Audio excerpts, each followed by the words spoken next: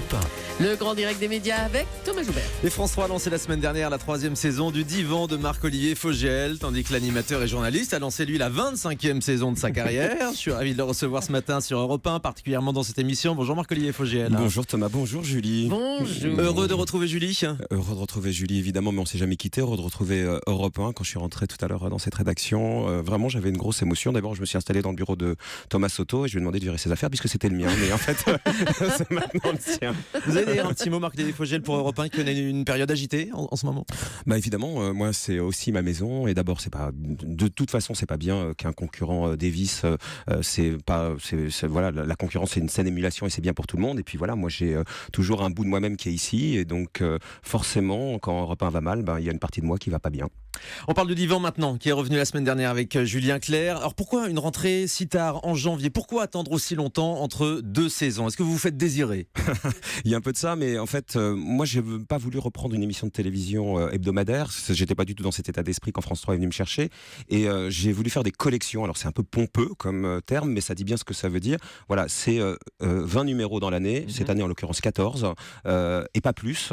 Pour moi, c'est quelque chose qui est un peu une espèce de récréation, une bulle dans ce que je fais par ailleurs. Mais pourquoi ce serait pas possible d'en faire plus? Ça m'intéresse pas d'en faire plus et je pense que ça galvauderait un peu l'émission. Là, la rareté de l'émission fait que c'est un peu comme un joaillier d'une certaine manière quand il fait une collection particulière, ça lui donne une valeur supplémentaire et je trouve que voilà, être cette parenthèse dans l'année, ça donne une émission qui est un peu plus rare et donc plus intéressante. Et en même temps, si vous étiez un petit peu plus présent à l'antenne avec cette émission, ça permettrait aussi d'installer davantage le rendez-vous peut-être. Il est déjà installé, me semble-t-il. Nous, on cherche pas du tout avec ce rendez-vous à faire de l'audience, même si ça fait beaucoup plus que les objectifs qui nous avaient été vaguement fixés. Mais je suis même le premier surpris 3 ans après.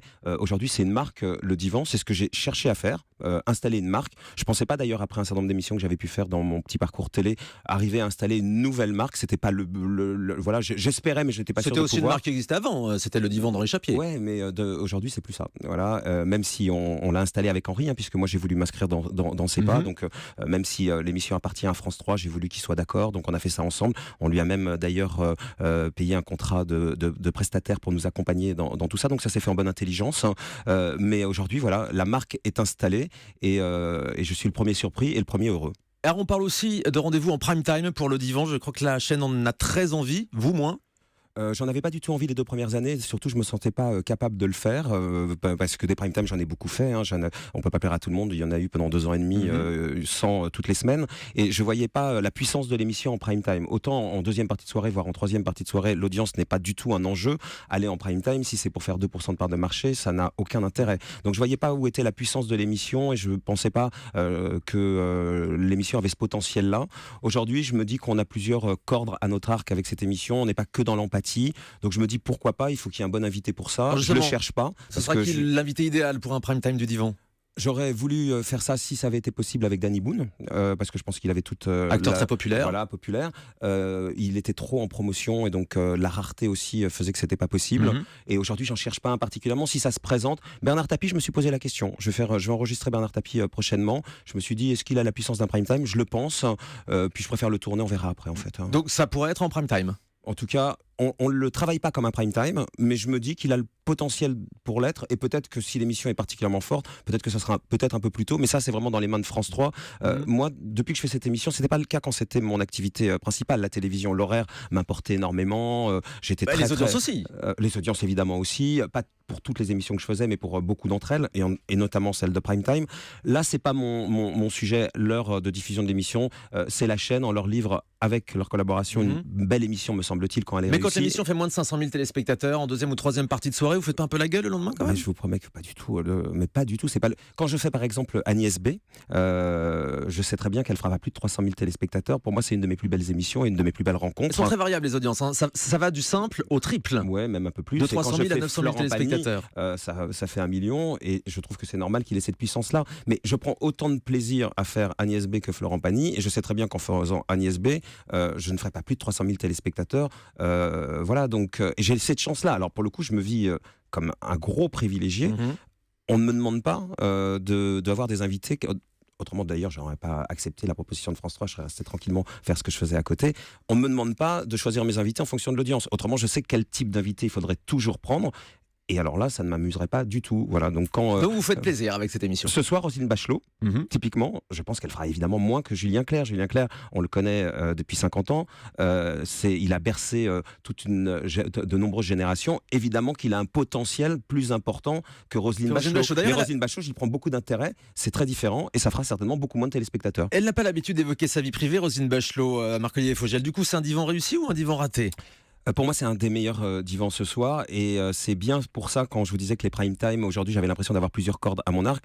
À un moment donné, on était beaucoup dans l'intimité ou dans l'intime. Aujourd'hui, l'émission de ce soir, elle parle très peu d'intimité et on comprend et on découvre pourtant une personnalité et son parcours. Et son parcours et ses valeurs. Et j'ai l'impression d'apprendre beaucoup de choses sur Roselyne Bachelot. Donc, l'émission de ce soir, on est très peu dans l'intimité, même si elle raconte un certain nombre de choses. On est beaucoup sur la construction d'une personnalité. Et pour moi, c'est un des meilleurs divans ce soir. Et vous avez déjà eu des divans ratés, justement, avec des personnalités qui avaient un petit peu de mal à se livrer devant les caméras ? Oui, bien sûr. Il y a eu des divans où c'était assez mécanique comme façon de raconter des choses. Par exemple, le premier de l'année dernière qui avait particulièrement bien fonctionné, puisque c'était un coup, puisque Jean-François Copé faisait sa rentrée là-dedans. J'étais vraiment très heureux de le recevoir. Après, sa façon de raconter sa vie était un peu mécanique. Du mal à le faire sortir de la communication. Donc, ou en tout cas d'un personnage très maîtrisé, d'une certaine manière. Il n'était pas raté, parce que ça disait ça. Et d'ailleurs, on lui a ça a beaucoup fait référence après dans la campagne. Donc, de ce point de vue-là, il n'était pas raté. Mais moi, j'étais resté un peu sur ma faim, parce que je n'ai pas réussi à obtenir autre chose de lui que ce qu'il avait déjà raconté de cette façon-là. Et quand est-ce qu'on vous voit dans vos propres divans, Marc-Olivier Fogiel ? On se souvient qu'Anne Sinclair avait été l'invité de 7 sur 7 pour sa dernière, ça pourrait arriver ? Quand Julie voudra bien m'interviewer. C'est vrai, interrogé par Julie, pourquoi pas ? Avec des gens que j'aime, qui sont de ma famille. Julie, c'est ma famille. Ouais. Un 1er avril, peut-être ? Voilà, on avait fait ça ici à Europe, on avait interverti les rôles. Vrai. J'avais remplacé Nagui, Laurent Ruquier m'avait remplacé. Donc Ouais, voilà, ça peut être une idée, mais qu'avec Julie ou Claire Chazal. Je parlais de vos 25 ans de carrière au début de cette interview. Vous en faites quel bilan de ces 25 ans ? Vous avez fait tout ce que vous vouliez faire à la télé et à la radio, Marc-Olivier Fogiel ? Oui, aujourd'hui c'est du bonus d'une certaine manière. Je prends énormément de plaisir dans ce que je fais aujourd'hui, mais disons je cours plus après quelque chose et j'ai l'impression d'avoir été extrêmement épanoui. Et j'étais dans mes 25 ans bien au-delà de ce que j'imaginais pouvoir faire à la télévision et à la radio. Il y a quand même quelque chose que vous aimeriez faire encore ? Ah bah encore heureux, non mais heureusement pour moi, il y a plein de choses que j'aimerais faire, notamment du management encore, puisque j'ai mis un peu une parenthèse.